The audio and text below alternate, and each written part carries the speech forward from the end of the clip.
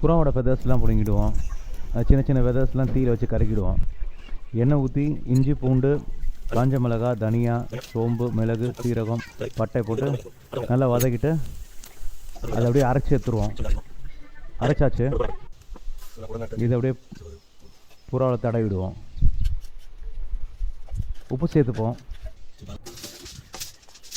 ஒரு அலுமினியம் பால் எடுத்து ஒரு 2 வாழையில் வச்சு அதில் புறா வச்சு நல்லா மடித்து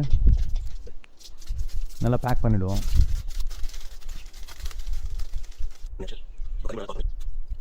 இதுக்கு மேலே களிமண்ணை போட்டு நல்லா ரவுண்ட் ஷேப்பில் பால் மாதிரி பிடிச்சி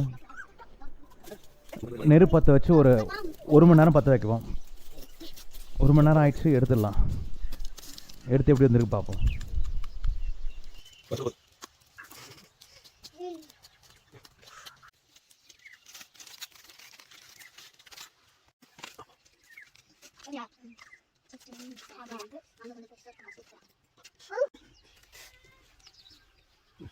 Ya, sabar.